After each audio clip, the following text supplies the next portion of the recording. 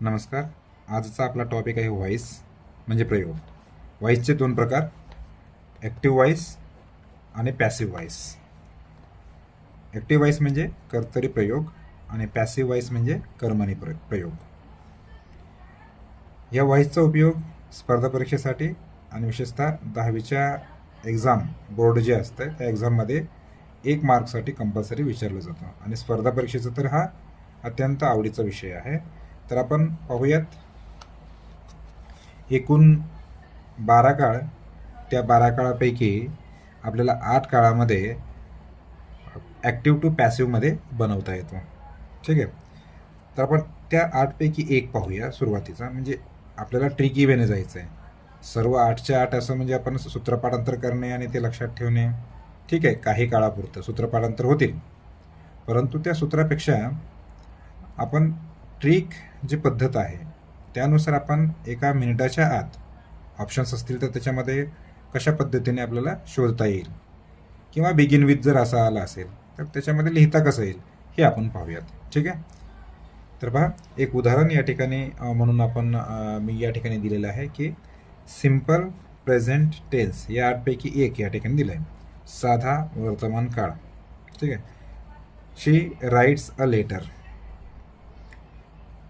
ह्याचा जो काही सिम्पल प्रेझेंट टेन्समध्ये जो स्ट्रक्चर आहे, जो सेंटेन्स स्ट्रक्चर, हे अशा पद्धतीने आहे. Subject, verb, object. आणि जनरली विद्यार्थ्यांना हे जे हा जो स्ट्रक्चर आहे हे अशा पद्धतीने सांगितलं जातं की ऑब्जेक्ट सब्जेक्टच्या जागी आणा इथे, आणि हा जो सब्जेक्ट आहे हा ऑब्जेक्टच्या जागी घ्या इथे, आणि वर्ब काळानुसार बदला. अशा पद्धतीने जो पॅसिव्ह सेंटेन्स म्हणजे हा ॲक्टिव्हचा झाला आहे आणि इथे पॅसिव्हचा सेंटेन्स बनत असतो. पण याच्यामध्ये काही बदल होतात. ऑब्जेक्ट इथे आला आहे, वर्ब काळानुसार बदलणार, आणि त्यानंतर हा जो सब्जेक्ट आहे शेवटी जाणार, म्हणजे याला एजंट असं म्हटलं गेलं आहे. तर ह्याचं आता हे अशाच पद्धतीने बाकी इतर जे 7 जे टेन्स आहेत त्यामध्ये सूत्रानुसारच आपल्याला लक्षात ठेवावं लागेल. परंतु असं न करता आपण ह्याचा पहिल्यांदा बनवूया आणि त्याच्यानंतर ट्रिकी वेने कशा पद्धतीने जाता येईल हे पाहूया. तर पहा, आपण ह्यानुसार जाऊया. अ लेटर सुरुवातीला घेऊ. A letter. ठीक आहे. आता हे वर्ब काळानुसार आपल्याला बदल करायचा आहे. अ लेटर काळानुसार बदल कसं करणार, तर बघा, एक थोडक्यात या ठिकाणी V1, V2, V3, V4 आणि V5. आता हा काय भानगड असं लिहिलं आहे बघा. व्ही म्हणजे व्ही म्हणजे वर्ब म्हणजे क्रियापद. V2 म्हणजे सेकंड फॉर्म, क्रियापदाचे पहिले रूप, क्रियापदाचे दुसरे रूप, क्रियापदाचे तिसरे रूप, क्रियापदाचे चौथे रूप आणि क्रियापदाचे 5वे रूप. आता हे राईट जे आहे ना, राईट्स म्हणून, ते इथे लिहितोय मी या पहिल्या V1 मध्ये राईट. इथे सेकंड मध्ये रोट, थर्ड मध्ये रिटर्न, फोर्थ मध्ये रायटिंग, फिफ्थ मध्ये राईट्स. म्हणजे आता लक्षात घ्या थोडक्यात, इथे राईट्स जे आहे ना फिफ्थ मध्ये, ही इथं राईट्स इथं लिहिलेलं आहे सब्जेक्टच्या नंतर राईट्स. ठीक आहे. मग आता ओळखायचं कसं, थोडक्यात हे लक्षात ठेवा तुम्ही. V1 क्रियापदाचे पहिले रूप हे प्रेझेंटमध्ये म्हणजे प्रेझेंट टेन्स, हे लक्षात ठेवा. आणि त्याचबरोबर V5 म्हणजे प्रेझेंट टेन्स, हे दोन्ही लक्षात ठेवा. आणि V1 साठीच आपण V1 जो असतो तोच फ्युचरसाठी, म्हणजे बी असेल किंवा शाल आणि विल असेल तर क्रियापदाचे पहिले रूप त्या ठिकाणी वापरू शकतो आपण फ्युचरसाठी. मग सेकंड म्हणजे पास्ट टेन्स, V2 म्हणजे पास्ट टेन्स, V3 म्हणजे पास्ट पार्टिसिपल, पास्ट पार्टिसिपल म्हणतात त्याला, पास्ट पार्टिसिपल. V4 म्हणजे कंटिन्युअस, कंटिन्युअस, हे लक्षात आलं. आणि परत आणखी V5 मध्ये यस किंवा ES लागतंय, यस किंवा ES, क्रियापदाला यस किंवा ES. जसं की राईटला यस लागलेला आहे, ऑलरेडी ई आहे इथे म्हणून यस लागला आहे, म्हणजेच राईट्स झालेला आहे. आणि यस आणि ES वाक्यामध्ये म्हणजे त्या सेंटेन्समध्ये कधी लागत असते त्या क्रियापदाला, तर हेही लक्षात ठेवा.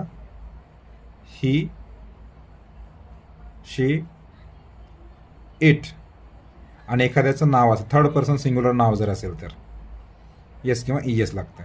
ठीक आहे, एवढं लक्षात राहील. ओके, आता काय करूया आपण, हा जो सेंटेन्स आहे इथे बघा, शी राईट्स अ लेटर.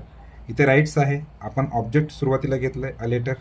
ठीक आहे, मग आता काळानुसार हे बदलायचं आपल्याला.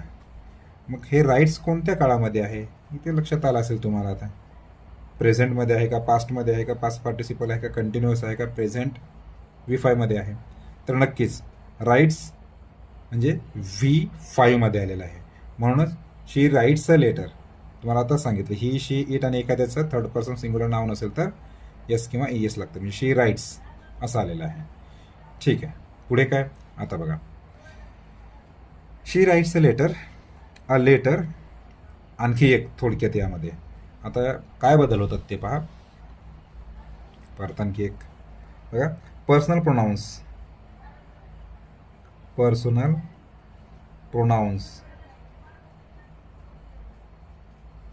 हे कशा प्रमाणे बदल होतं याच्यामध्ये. आय असेल तर मी, वी असेल तर अस, यू असेल तर यूज राहील, ही असेल तर हिम होईल, शी असेल तर हर होणार, दे असेल तर देम होणार.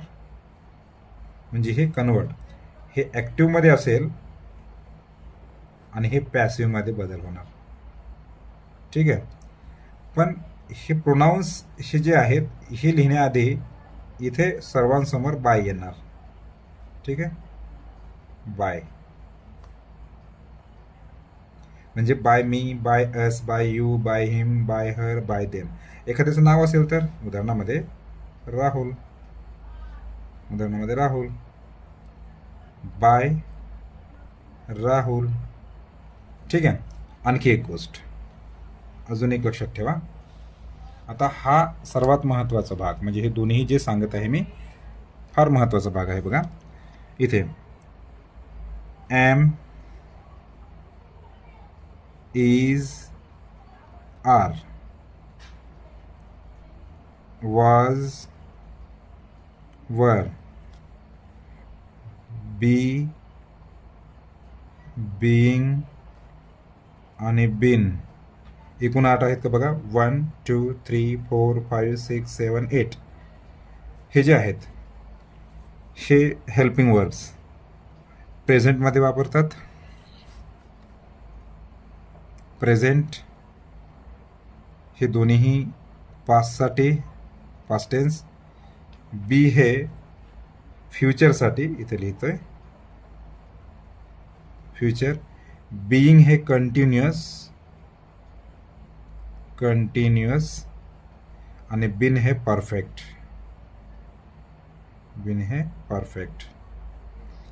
हे 8ही जे आहेत ह्याच्यानंतर, ह्या सर्वांच्या नंतर हे जे आहेत सर्व, या सर्वाच्या नंतर V3 उपयोगीला म्हणजे वापर करतात.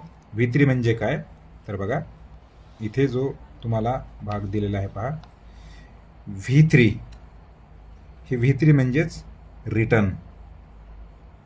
V3 म्हणजे रिटर्न. V2 म्हणजेच रोट, V1 म्हणजेच राईट आणि कंटिन्युअस V4 म्हणजे रायटिंग आणि V5 म्हणजे राईट्स.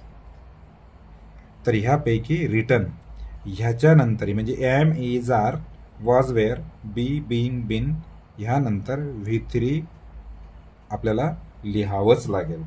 बघा आता कसं होणार आहे. वाक्य कुठे आहे? इथे बघा. अ लेटर ऑब्जेक्ट घेतलं इथे. त्यानंतर राईट्स हे प्रेझेंट टेन्समध्ये आहे. प्रेझेंटमध्ये कुठलं आहे प्रेझेंट? तर बघा V5 आहे. मग आता इथे आपण जर पाहिलं तर प्रेझेंटमध्ये 3 दिलेले आहेत helping words, am, is, are प्रेझेंटमध्ये. मग एम कधी वापरायचं, इज कधी वापरायचं आणि आर कधी वापरायचं आहे हे पण माहीत असायला पाहिजे. आय असेल तर आय सोबत आय एम हे कंपल्सरी आहे. आणि या ठिकाणी इज, आता जसं सांगितलं तुम्हाला, he is, she is, it is, बरोबर आहे. मग इथे जर ही, शी, इट असेल तर त्यावेळेला इज येणार. म्हणजे ही, शी, इट किंवा एखाद्याचं नाव थर्ड पर्सन सिंग्युलर. आणि इथे अनेक वचनासाठी म्हणजेच we are, they are, you are अशा पद्धतीने इथे हे येणार. We are, they are, you are अशा पद्धतीने ते आर येणार, म्हणजे अनेक वचन. तर बघूया आता इथे कसं येणार आहे पहा. अ लेटर, आता राईट्स आहे नक्कीच. आता हां, हे सिंग्युलर आहे का प्लुरल आहे हे पण लक्षात घ्यावं लागेल. म्हणजे ऑब्जेक्ट जर सिंग्युलर असेल तर इज येणार, प्लुरल असेल, लेटर्स जर राहिले असता तर आर आला असता, म्हणजे अनेक वचन. आणि इथे जर आय राहिला असता तर इथे एम आला असता. म्हणून a letter is, a letter is. आता ह्याच्यानंतर हे सर्व, आता जे म्हटलंय हे सर्व याच्यानंतर काय येणार आहे? V3. हे जे V3 सांगितलं ना, हे V3 म्हणजे V3 काय असेल बघा. राईटचं V3 काय आहे इथे? रिटन. म्हणजे इथे a letter is written, written. आता हे व्हर्बच्या नंतर आता काय म्हटलं इथे? इथं शी आहे, by her. A letter is written by her. अशा पद्धतीने ॲक्टिव्हचं पॅसिव्ह वाक्य बनवता येतात आपल्याला. ठीक आहे. हे अगदी सोप्यात सोप्या तुम्हाला सांगण्याचा प्रयत्न केला आहे. हे लक्षात ठेवा. चार्ट, हा जो चार्ट आहे हा चार्ट लक्षात जर ठेवलात तर तुम्हाला खूप सोप्या पद्धतीने तुम्हाला बनवता येतील. ठीक आहे. आता कुठलंही एक वाक्य घेऊ. आता याचा अर्थ काय होतो? She writes a letter. बघूया अर्थ याचा. She writes a letter, she writes a letter. ती पत्र लिहिते. आणि पॅसिव्हमध्ये काय याचा अर्थ होणार? A letter is written by her. पत्र, पत्र तिच्याकडून. म्हणजे बघा पहिल्यांदा लेटर आलं, हे पहिल्यांदा घेतलं आपण. पत्र तिच्याकडून लिहिले जाते, लिहिले जाते. अशा पद्धतीने त्याचा अर्थ. तिच्याकडून पत्र म्हणजे ती पत्र लिहिते आणि पत्र तिच्याकडून लिहिले जाते, हे असा त्याचा अर्थ पॅसिव्हमध्ये होतो. हा झाला सिम्पल प्रेझेंट टेन्स. आता एखादं वाक्य अशाच पद्धतीने बनवू आपण आणि त्याच्यानंतर आपण ट्रिक वाईज अनेक प्रॅक्टिस करूया. नाहीतर काय करू आपण, जे काही म्हणजे 8 काळ जे आहेत, एक तर झालेलं आहे सिम्पल प्रेझेंट टेन्स, 7 जे राहिलेले आहेत त्यानुसार पाहूया आपण. नाहीतर एक उदाहरण घेऊ परत एक. ठीक आहे. तुम्हाला जमते का त्या याच्यानुसार पहा तुम्ही. Example number 2. आता कुठलंही घेणार मी. एक्झाम्पल, द टीचर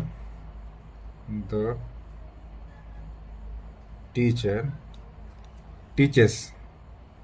सिंपल घेतलं हां. The teacher teaches, the teacher teaches English, the teacher teaches English. हां, आता इथे सब्जेक्ट, वर्ब, ऑब्जेक्ट ओळखता आलं पाहिजे आपल्याला. ठीक आहे. ओळखता येईल का बघा. The teacher subject, teaches verb, English object. साहजिकच आहे. आपण हे सुरुवात इथून करूया इंग्लिशमधून. इंग्लिश. ठीक आहे.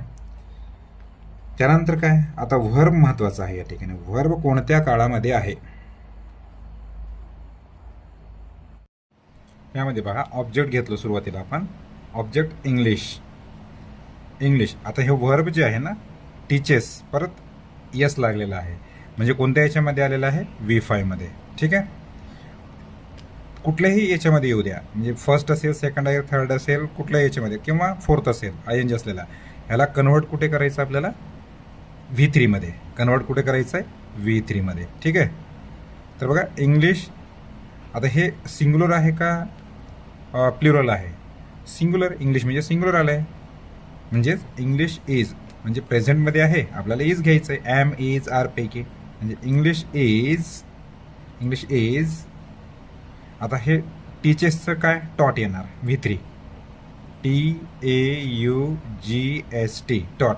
म्हणजे आपल्याला हे जमलं पाहिजे की व्हर्ब जे फॉर्म्स आहेत, उदाहरणामध्ये जे गो, वेंट, गॉन, गोईंग, गोज, त्याच पद्धतीने टीच, टॉट, आणि तिसरे रूप, चौथे रूप टीचिंग अँड टीचेस, हे जमलं पाहिजे. तेव्हा कुठं आपल्याला या गोष्टी सोप्यात सोप्या जातील, म्हणजे सोप्या अगदी तुम्ही व्यवस्थितपणे बनवू शकता. इंग्लिश इज टॉट, बघा ऑब्जेक्ट, हेल्पिंग वर्ब, V3, त्यानंतर subject. English is taught by the teacher,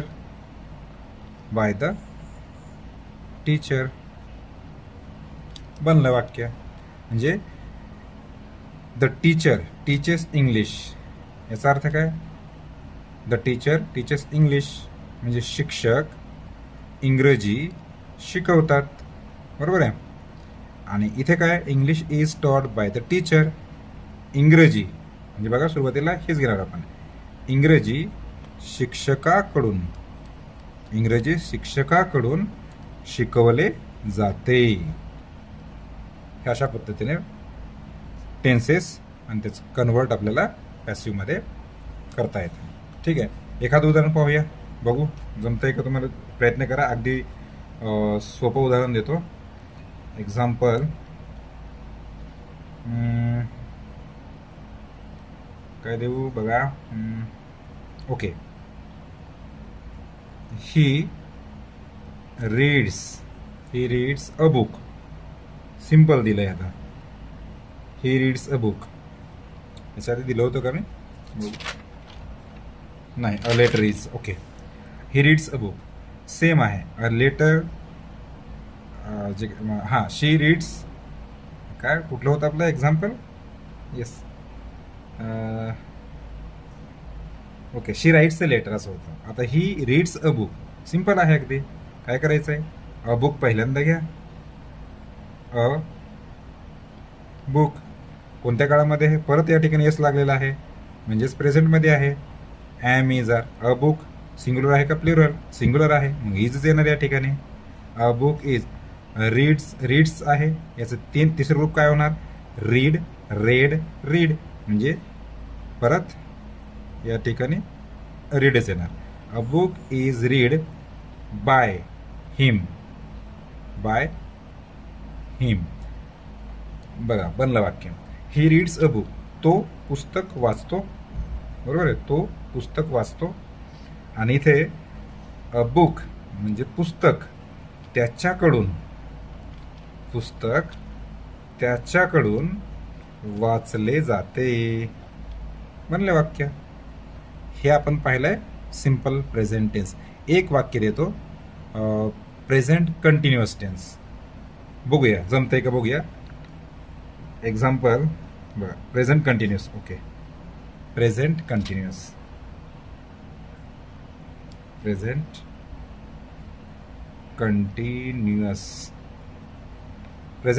पाहूया आपण.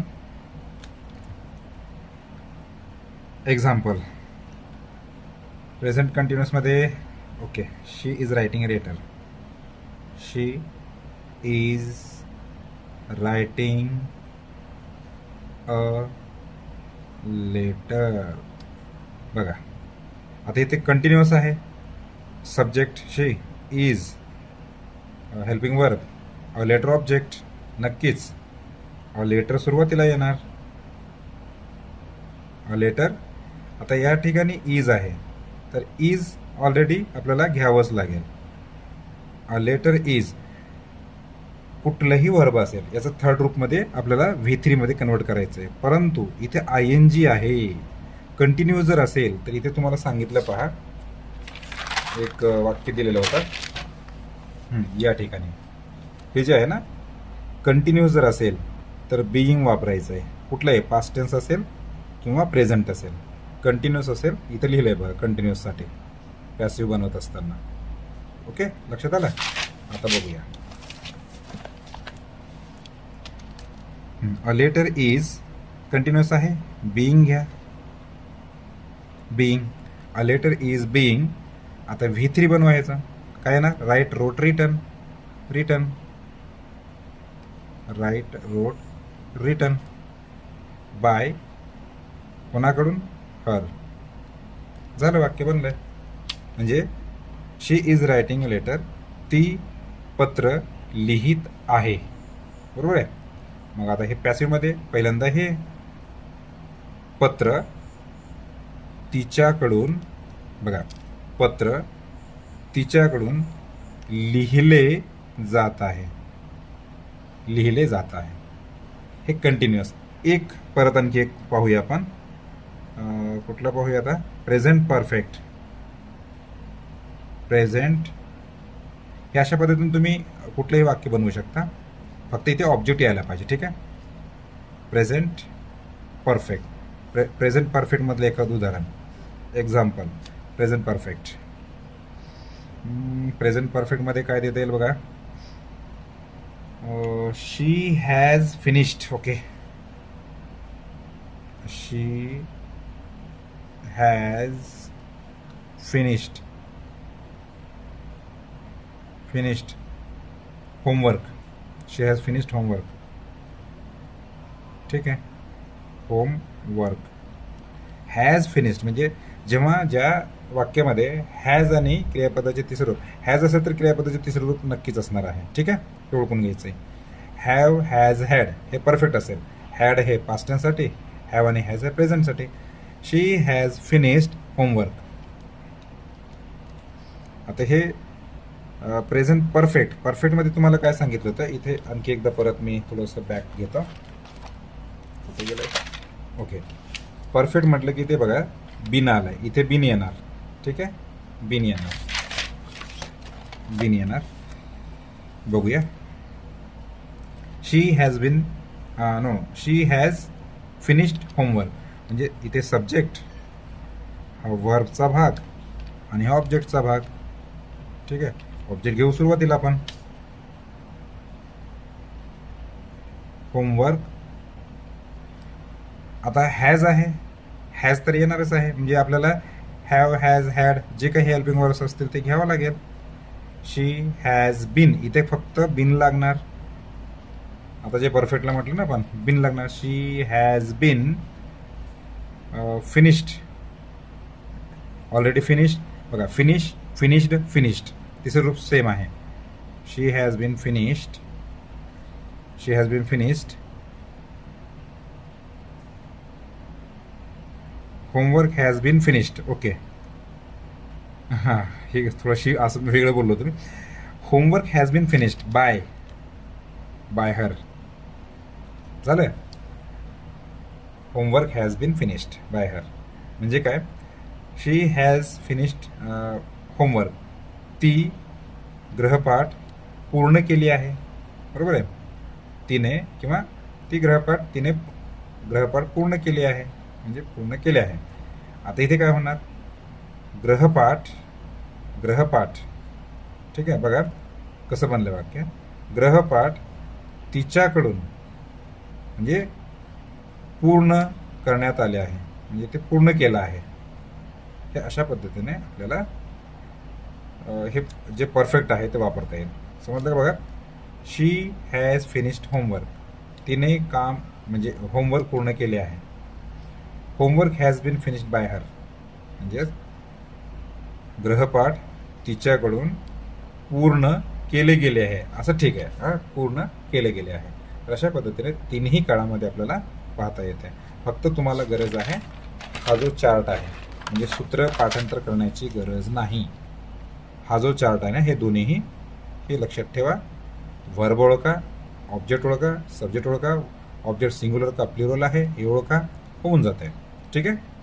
आणि ह्याच्यानंतर आता हे प्रेझेंट टेन्स याची उदाहरणं जर पाहायचं झालं तर आपण पाहू शकतो आपण, पण पास्ट आणि फ्युचरचे आपण पाहूयात ठीक नंतरच्या व्हिडिओमध्ये. ओके, थांबू आपण. धन्यवाद.